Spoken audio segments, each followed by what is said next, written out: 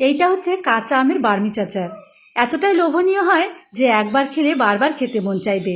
আচারে প্রত্যেকটা আমের স্লাইস রসে ভরপুর আর একদম গোটা থাকবে, ভেঙে গলে মিশে যাবে না। এই আচারটা খুবই সহজে তৈরি করা যায়, আম রোদে দেবারও কোনো ঝামেলা নেই। তাছাড়া একবারে বেশি করে বানিয়ে অনেকদিন ঘরে রেখেও খাওয়া যাবে।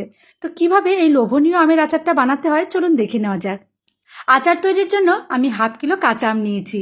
আমগুলো আগে জল দিয়ে পরিষ্কার করে ধুয়ে তারপরে কাটতে হবে। মানে আম কাটার পর কিন্তু আর জল দিয়ে ধোয়া যাবে না, আমে যেন একটু জল না থাকে। আমের খোসা ছাড়িয়ে নিয়ে আমটা ডুমো দিয়ে কেটে মাঝখান থেকে আমের আঁটি বের করে ফেলতে হবে। এবারে লম্বা লম্বা টুকরো করে এইভাবে কেটে নিতে হবে। খুব বেশি মোটা বা খুব বেশি পাতলা নয়। দেখুন আমি যেভাবে করেছি এইভাবে করে নেবেন। তবে প্রত্যেকটি আমের টুকরোর সাথে যেন আটির শক্ত অংশ একটু করে থাকে, তাহলে এই আচারটা খুবই ভালো তৈরি হবে। আমি আম কেটে নেবার পর শুকনো কাপড় দিয়ে মুছে নিয়েছি যেন একটুও জল না থাকে। এবারে 1 কাপ চিনি দিয়ে ভালো করে মিশিয়ে দেব। তারপর মোটামুটি 1 ঘন্টার মতো রেস্টে রাখবো যেন সম্পূর্ণভাবে চিনির দানাগুলো গলে রস তৈরি হয়। এই আচারটা শুধু চিনির রসেই তৈরি হবে, একটুও জল দেওয়া যাবে না। জল দিলে আচার বেশি দিন ভালো থাকবে না, তাড়াতাড়ি নষ্ট হয়ে যাবে। আমি ঢাকা দিয়ে 1 ঘন্টা মতো রেখেছিলাম। 1 ঘন্টা পর দেখুন চিনির দানাগুলো গলে গিয়ে বেশ অনেকটাই রস তৈরি হয়েছে। আর চিনির পরিমাণটা কিন্তু কম বেশি লাগতে পারে। আম কাটার সময় কাঁচা আম একটু খেয়ে দেখে নেবেন কতটা টক আছে, সেটা বুঝে চিনি দেবেন।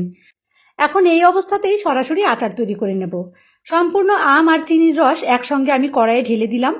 প্রথমে আমি গ্যাসের ফ্লেমটা হাই রেখেছি যেন রস তাড়াতাড়ি গরম হয়ে যায়। দেখুন রস ফুটতে শুরু করেছে। খুন্তি দিয়ে হালকা হাতে নাড়াচাড়া করে একবার মিশিয়ে দেব, তারপর শুধু জাল করতে হবে। একদমই সহজ পদ্ধতি, বেশি কিছু করতে হবে না। জাল করে করে সম্পূর্ণ রসটা শুকিয়ে ফেলতে হবে। 4-5 মিনিট জাল করার পর 1 চামচ মতো লবণ মিশিয়ে দিচ্ছি। আর রঙের জন্য 1/2 চামচ মতো কাশ্মীরি লাল লঙ্কার গুঁড়ো দিলাম। এটাতে ঝাল তেমন হবে না, তবে রং খুব সুন্দর হবে। সামান্য একটু হলুদ গুঁড়ো দিয়ে দিলাম। আর এই আচারটা কিন্তু একটু ঝাল করে করলেই খেতে বেশি ভালো লাগে। আমি ঝাল করার জন্য কিছুটা চিলি ফ্লেক্স মিশিয়ে দিলাম। মোটামুটি 7-8 মিনিট ধরে আমি জাল করছি। রস আগের থেকে অনেকটাই ঘন হয়ে এসেছে, তাই গ্যাসের ফ্লেমটা মিডিয়ামে করে দিয়ে একটু পরপরই নাড়াচাড়া করে দিতে হবে যেন নিচে লেগে না যায়। দেখতেই পাচ্ছেন রস শুকিয়ে অনেকটাই কমে গেছে আর বেশ গাঢ় হয়ে এসেছে। এখন শুধু মাঝে মাঝে নাড়তে হবে আর জাল করে করে সম্পূর্ণ রসটাই শুকিয়ে ফেলতে হবে। তো বন্ধুরা, যারা আমার রেসিপিগুলো দেখতে পছন্দ করেন, আমার তৈরি আরও নতুন নতুন রেসিপি দেখতে চান, তাহলে কিন্তু অবশ্যই আমার চ্যানেলটি সাবস্ক্রাইব করে রাখতে হবে। যদি এখনও সাবস্ক্রাইব না করে থাকেন আজই করে নিন। আর রেসিপির নোটিফিকেশন পাওয়ার জন্য পাশের বেল আইকনটিও অবশ্যই অন করে রাখুন। দেখুন আম কিন্তু ভালোভাবে সেদ্ধ হয়ে গেছে, কিন্তু একটা আমের টুকরো ভাঙেনি, সবগুলো টুকরোই গোটা রয়েছে। আর আমগুলো দেখুন একদম ট্রান্সপারেন্ট দেখাচ্ছে, রসও বেশ আঠালো হয়ে গেছে। ঠিক এই সময় দিতে হবে একটি স্পেশাল মশলা। এই মশলাটা দেওয়ার জন্যই বার্মিজ আচার খেতে এত বেশি টেস্টি লাগে। আচারের মশলা তৈরির জন্য কড়াইয়ে দিলাম তেজপাতা, শুকনো লঙ্কা, একটুখানি দারচিনি আর কয়েকটা এলাচ। 1 চামচ দিচ্ছি মৌরি, 1/2 চামচ দিলাম গোটা জিরে, আর 1 চামচ দিচ্ছি গোটা ধনে, আর 1 চামচ দেবো ফুল করে 5 ফোড়ন। এখন সব কিছু হালকা আছে নাড়াচাড়া করে হালকা সোনালি রং করে ভেজে নিয়েছি। এই মশলাটার কি যে ভালো সুগন্ধ হয়, মানে মশলার জন্যই আচারের টেস্টটা যেন শতগুণে বেড়ে যায়। এখন মশলা একটু ঠান্ডা করে মিক্সিং জারে দানা দানা করে গুঁড়ো করে নিয়েছি। ব্যাস, এবারে এই গুঁড়ো মশলা আমি আচারের মধ্যে মিশিয়ে দেব।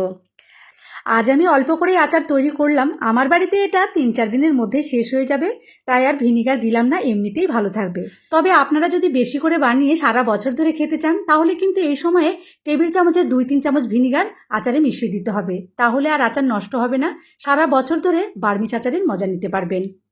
তো দেখুন মশলা মিশিয়ে নেবার পর আমি আরও একটু জাল করেছি। রস একদম শুকিয়ে গেছে, রস শুকিয়ে একদম আমের গায়ে মাখো মাখো হয়ে আছে। আর এটা ঠান্ডা হলে আরও একটু শুকিয়ে যাবে, তাই এই পর্যায়ে আমি গ্যাসের ফ্লেমটা বন্ধ করে দিলাম। আমাদের টক ঝাল মিষ্টি বার্মিজ আচার একদম রেডি। আমি একটি সার্ভিং প্লেটে তুলে আপনাদের দেখাচ্ছি। প্রত্যেকটা আমের স্লাইস একদম রসে ভরপুর, আর এক্সট্রা করে কিন্তু রস নেই, সম্পূর্ণ রসটাই আমের সঙ্গে মেখে আছে। এই আচারটা ঠান্ডা হলে দেখতে বেশি সুন্দর লাগে, এতটা ট্রান্সপারেন্ট হয়ে যায়, মনে হয় যেন আমগুলো এক একটা কাচের টুকরো। আর প্রত্যেকটা আমের স্লাইসই কিন্তু গোটা রয়েছে, একটাও ভাঙেনি। একেবারে রসে ভরপুর টক ঝাল মিষ্টি, খেতে দারুণ লাগে। তো বন্ধুরা, কেমন লাগলো আজকের রেসিপি কমেন্ট করে জানাবেন। যদি ভালো লাগে অবশ্যই শেয়ার করে দেবেন। ধন্যবাদ।